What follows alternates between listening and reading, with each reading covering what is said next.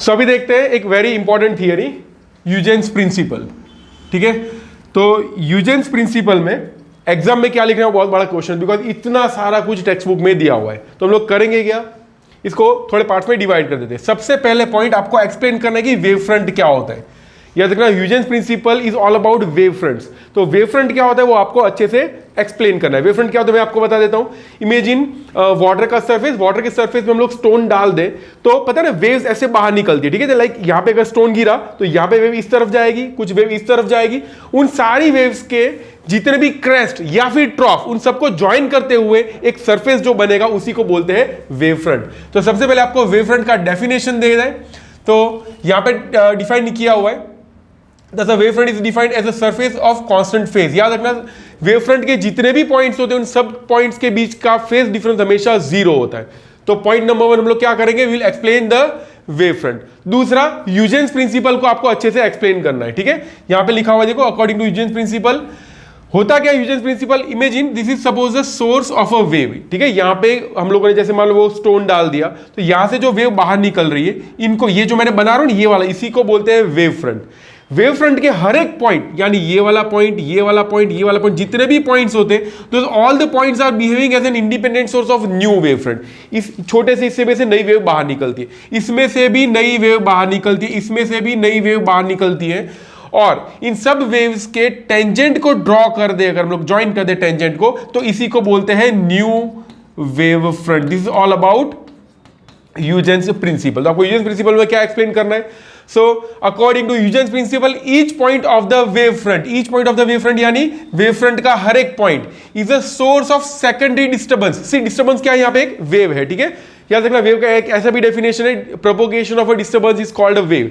तो फिर से each point of the wave front का हर एक point is a source of secondary disturbance and the wavelengths emanating from points, यहां से जो छोटे छोटे वेवलेट्स बाहर निकल रहे हैं, they spread out in all the directions. देखो मैंने यहाँ पे डायरेक्शन आगे भी जाने वाली बताई है, पीछे भी जा रहे हैं। ठीक है, ऐसा नहीं कि वो वेवफ्रंट आगे ही जाएंगे। ठीक है, आगे भी जाएंगे, पीछे भी जाएंगे। होता ही है कि जो पीछे आने वाले वो सब एक दूसरे को कैंसिल कर देते हैं, वो आपको एक्सप्लेन करने की जरूरत नहीं है।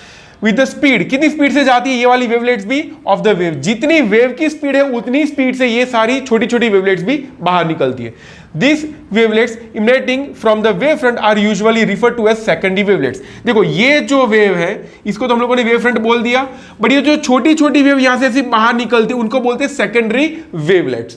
And if we draw a common tangent, इन सब का अगर हम लोग एक टेंजेंट बना देते हैं to all the spheres, we obtain the new position of the wave front at a later time. थोड़ी देर के बाद वो एक नया वेव फ्रंट बन जाएगा। तो इस तरह से आपको स्टेटमेंट और अपने हिसाब से थोड़ा बहुत एक्सप्लेनेशन दे देना ह्यूजेंस प्रिंसिपल में। उसके बाद सबसे इंपॉर्टेंट चीज डायग्राम। देखो अगर आप लोग पेपर लिख रहे हो तो you can convince the examiner with the help of diagrams. अच्छे डायग्राम ड्रॉ करोगे तो आपके लिए बहुत ही अच्छा रहेगा। तो आपको करना क्या है, टेक्स्ट बुक के सारे डायग्राम ड्रॉ करने। टेक्स्ट बुक में कौन कौन से डायग्राम दिए हो, एक तो ये वाला डायग्राम। ये डायग्राम क्या देता है, क्या बोल रहा है कि जैसे मान लो मैंने पत्थर फेंक दिया तो यहां से ऐसे वेव फ्रंट्स बाहर निकल रहे। ठीक है, सो डाइवर्जिंग स्फेरिकल वेव। अब देखो मैंने जो बोला it was a kind of plane wave front, but अगर यहां पे मैं एक लाइट जला देता हूं तो लाइट में से जो वेव बाहर निकलेगी it will be a kind of spherical wave front. अगर डायग्राम ड्रॉ करेंगे तो हमको ऐसा सर्कुलर दिखाई देगा।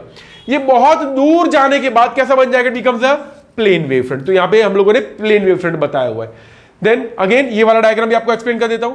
जैसे पॉइंट ओ, यहां से वेव बाहर निकली तो वेव बाहर, जैसे मान लो ये वाला पॉइंट आ गया। अभी थोड़ी देर पहले मैंने आपको बताया था दैट अगर कोई वेव है जैसे ये वाला, ये जितने भी पॉइंट्स होते हैं, all this point behave as an independent source of new wave front. तो ये वाला जो पॉइंट है it is behaving as a source of new wave front. तो यहां से जो वेव बाहर निकल रही है, बाहर निकल यानी एक वेव ऐसी है और दूसरा वाला ये रहा। समझ में आ रहा है, एक्चुअली पूरा ऐसा सर्कल है, तो आगे भी जा रही है पीछे भी आ रही है। यहां से भी देखो आगे भी जा रही है, ऐसा एक पूरा सर्कल भी बना सकते हैं।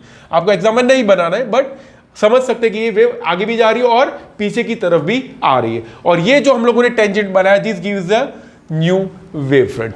ठीक है, अगर ये बहुत दूर चली जाएगी तो दूर चले जाने के बाद क्या होगा, it again becomes a plane wave front. ठीक है, तो इस तरह से आपको क्या क्या चीजें करनी है। तो पहला तो मैंने बताया explanation of the wave front. Wave front क्या होता है वो बता दो, अपने लैंग्वेज में लिखोगे तो चलेगा, वेव फ्रंट में कोई प्रॉब्लम नहीं है। बट ह्यूजेंस प्रिंसिपल है तो आपको हो सके तो वर्ड टू वर्ड ही लिखना है, टेक्स्ट बुक में जो भी दिया हो। तो आपको ये कंपलसरी अच्छे से लर्न करना पड़ेगा। दूसरा है diagram and explanation.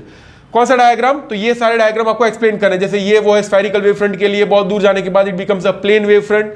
Again spherical wave front दूर जाने के बाद ये प्लेन बन जाते हैं, वो आपको अच्छे से एक्सप्लेन कर रहा है, ठीक है। तो स्फेरिकल क्या होता है, तो नियर टू द सोर्स वो स्फेरिकल होता है, बहुत दूर जाने के बाद वो बन जाता है प्लेन वेव फ्रंट। तो इतना आप लोग लिखोगे तो इनफ है, ठीक है।